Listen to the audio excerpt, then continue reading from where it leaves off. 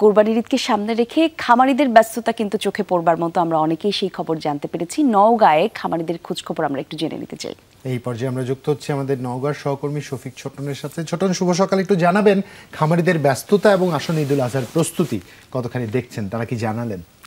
শুভ সকাল শফিক ছোটন। শুভ সকাল জুবায়ের এবং কলি, আপনাদেরকেও।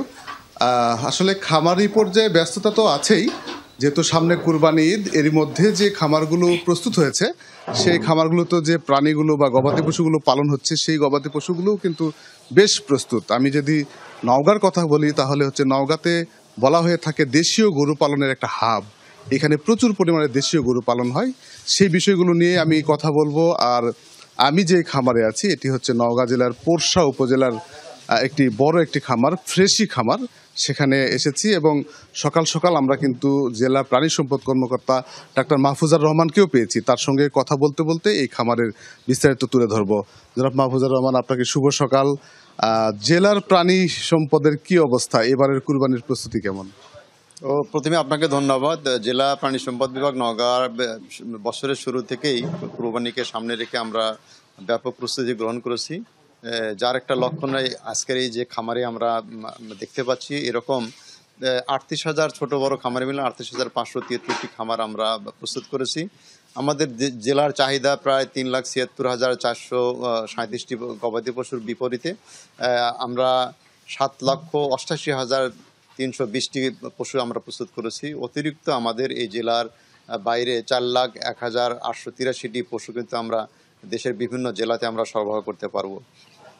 আমরা শুরু থেকেই আমরা যেটা খামারিদের পরামর্শ দেওয়ার চেষ্টা করেছি, সম্পূর্ণ প্রাকৃতিক উপায়ে আমরা গবাদি পশুকে খাওয়ানোর যে ব্যবস্থা, তাদের থাকার বাসস্থানের ব্যবস্থা, খাবারের ক্ষেত্রে বিশেষ করে যেহেতু খাবার খরচটাই বেশি আসলে, সেক্ষেত্রে আমরা খড়ের পাশাপাশি ঘাস এবং খোল, ভুসি, চিটাগুড় এই খাবারগুলি আমরা দিয়ে গরুকে খাওয়ানোর আমরা পরামর্শ দিয়েছি। আমরা প্রত্যেকটা খামারে আমাদের এলাকা ভিত্তিক আমাদের নজরদারি রয়েছে, যাতে করে আমরা গতবারের চাইতে এবারে যে পশুগুলো কোরবানির জন্য তৈরি করা হয়েছে অত্যন্ত বিশুদ্ধ বলা যায়, প্রাকৃতিক উপায়ে আমরা তৈরি করছি। আরেকটি বিষয় আপনি বলছিলেন আমাকে এর আগে, সেটি হচ্ছে যে পশুপালনে এক ধরনের বৈচিত্র্য নিয়ে আসা, সেটি আসলে যদি একটু বলেন দর্শকদের জন্য। আসলে সারা বাংলাদেশে না হলেও নওগাঁর ক্ষেত্রে প্রেক্ষাপটটা সম্পূর্ণ ভিন্ন। কারণ আমরা সবাই জানি যে নওগাঁয় সম্পূর্ণ বেশ করে সিন্ধি শাহিওয়ালের যে একটা বেল্ট রয়েছে, সিন্ধি শাহিওয়াল, জি সিন্ধি শাহিওয়াল, এই লাল গরুর একটা ব্যাপক চাহিদা রয়েছে সারা দেশব্যাপী।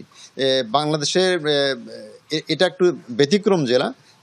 নতুন একটা আঙ্গিকে কিন্তু ভিন্ন একটা রূপ কিন্তু আমরা এখানে দেখানোর চেষ্টা করেছি। সেটা হলো যে ছোট, মাঝারি এবং বড় অনেক গরু আমরা কিন্তু এবার তৈরি করেছি। বিশেষ করে 30 মনেরও অধিক এরকম অনেক পশু কিন্তু আমাদের মাঝে রয়েছে আসলে।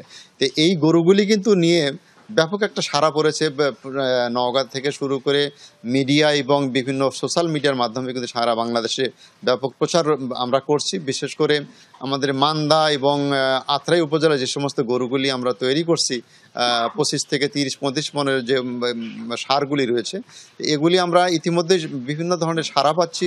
বিশেষ করে বাইরের যে সমস্ত ক্রেতা বা ব্যাপারী রয়েছে, তারা কিন্তু যোগাযোগ করছে।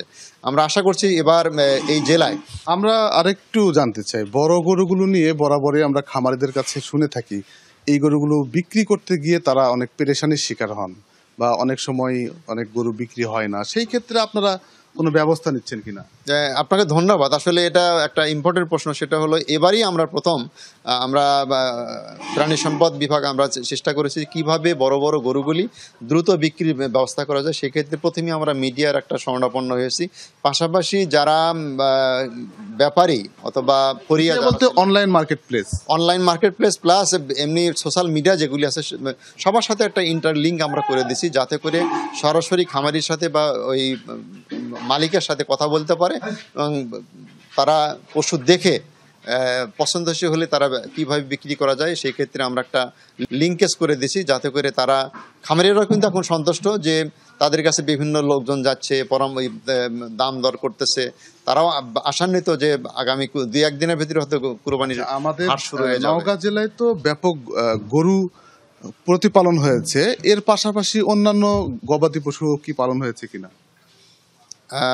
অবশ্যই, কারণ শুধু তো কুরবানির পশু নিয়েই প্রাণী সম্পদ বিভাগ থাকে না, এখানে গরু, ছাগল, হাঁস, মুরগি সবকিছু কিন্তু কুরবানিযোগ্য অন্যান্য পশুর কথা কোরবানিযোগ্য অন্যান্য পশুর ভিতরে বিশেষ করে আমাদের ভেড়ার একটা শ্রেণী যেটা গারল আছে, এই গারল কিন্তু ব্যাপক হারে এই বেল্ট এলাকা, বিশেষ করে বরেন্দ্র এলাকায় কিন্তু আমরা প্রচুর পরিমাণে কিন্তু আমরা এটা এবার প্রস্তুত করেছি। আমরা আশা করতেছি আগামীতে ভেড়ার পাশাপাশি গারল যে আছে এবং দুম্বাও কিন্তু আমাদের বেশ কিছু উপজেলায় কিন্তু আমরা প্রস্তুত করেছি। কত টাকার মোটামুটি একটা রাজস্ব এখানে আসবে বলা মনে হচ্ছে? তো আমরা একটা ধারণা করেছি যে প্রায় 10 থেকে 12 হাজার কোটি টাকা ট্রানজাকশন আমাদের প্রান্তিক বাণিজ্যিক খামার এবং বাইরে যে সমস্ত গবাদি পশু এখানে বিক্রি হতে আসবে, এই কুরবানিতে তারা এই আয় করতে ডক্টর মাহফুজুর রহমান, অসংখ্য ধন্যবাদ। আরো একবার শুভ সকাল।